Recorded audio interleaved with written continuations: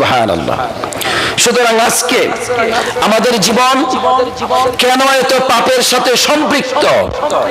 আমাদের জীবন এত পাপ পঙ্কিলতা আবর্জনার সাথে কেন সম্পৃক্ত?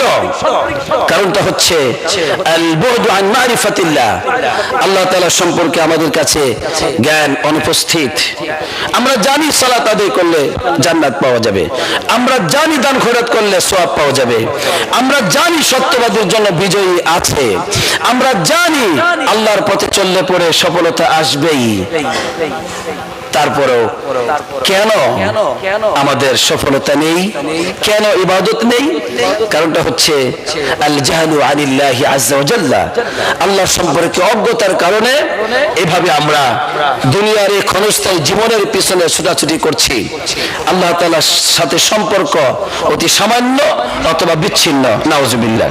তাই আমাকে আপনাকে আল্লাহ তাআলার সম্পর্কে জানতে হবে, আল্লাহ রাব্বুল আলামিনকে জানতে হবে। জীবনের সবচেয়ে গুরুত্বপূর্ণ কাজ, জীবনের সবচেয়ে বড় লক্ষ্যবস্তু হচ্ছে আমি আল্লাহকে জানবো। যদি জানতে পারেন আল্লাহর ইবাদত করতে পারবেন। যদি আল্লাহ তাআলাকে না জানি ইবাদত করা যাবে না। তাই কোরআনুল কারীমে আল্লাহ তাআলা বারবার তার পরিচয় দিয়েছেন এবং আদেশ করেছেন তোমরা আল্লাহকে জানো।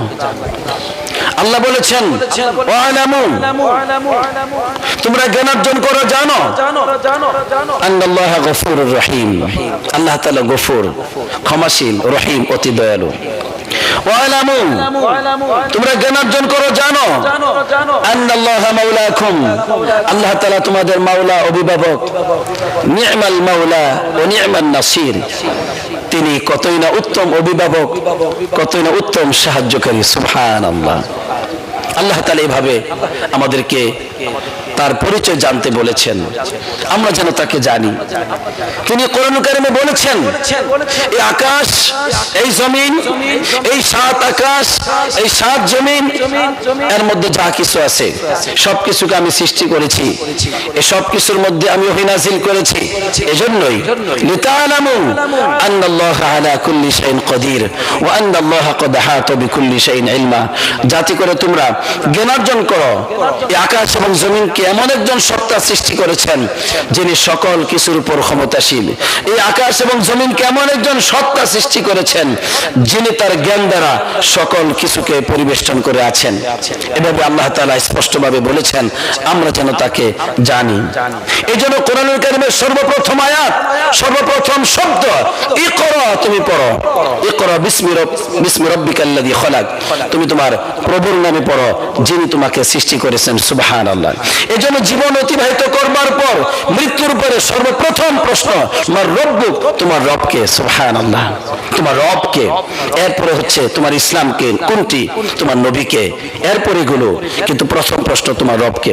সুতরাং একজন সন্তান তার মা বাপকে জানা যত গুরুত্ব, তার নিজের নামটি জানা গুরুত্ব, তার দেশকে জানা যত গুরুত্ব, তার জমি জমা সম্পত্তি কতটুকু আছে জানা যত গুরুত্ব, ইবাদতের অন্যান্য মাসাইল জানা যত গুরুত্ব, ওযু জানা যত গুরুত্ব, তার চাইতেও অধিক গুরুত্ব, অধিক গুরুত্ব, অতঃপর অধিক গুরুত্ব হচ্ছে ওই মানুষটি, ওই সন্তানটি আল্লাহ রাব্বুল আলামিনকে জানবে। সুবহানাল্লাহ। তাই ইমাম ইবনুল কাইয়িম রাহমাতুল্লাহ আলাইহি বলেছেন আল্লাহ রাব্বুল আলামিনকে জানা ততই গুরুত্ব, একজন মানুষের পানি পান করা যত গুরুত্ব, একজন মানুষের বেঁচে থাকার জন্য খাদ্যের যতটুকু গুরুত্ব, তার চেয়ে অনেক বেশি গুরুত্ব হচ্ছে ওই মানুষটি আল্লাহ রাব্বুল আলামিনকে জানবে। সুবহানাল্লাহ। কারণ আল্লাহ রাব্বুল আলামিনের প্রতি মুখাপেক্ষী, ফি কুল্লি লাহযাতিন, প্রতিটি মুহূর্তে, ফি কুল্লি নাফসিন, প্রতিটি শ্বাস প্রশ্বাসে, ফি কুল্লি হালিন, প্রতিটি অবস্থায় ওই মানুষটি আল্লাহর মুখাপেক্ষী, আল্লাহর মুখাপেক্ষী, আল্লাহর মুখাপেক্ষী। সুবহানাল্লাহ। তার জীবনের অস্তিত্বের প্রতিটি মুহূর্তে, অস্তিত্বের প্রতিটি মুহূর্তে, জীবনের শুরু লগ্ন থেকে নিয়ে মৃত্যু পর্যন্ত, মায়ের পেটে অস্তিত্বে আসার সময় থেকে নিয়ে একেবারে সেই শেষ পর্যন্ত তার রবের প্রয়োজন, তার রবের প্রয়োজন, তার রবের প্রয়োজন।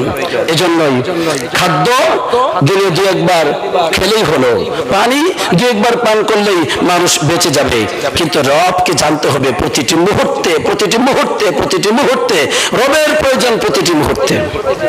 সুতরাং আসুন আমরা আল্লাহ রাব্বুল আলামিনকে বেশি করে জানবার চেষ্টা করি।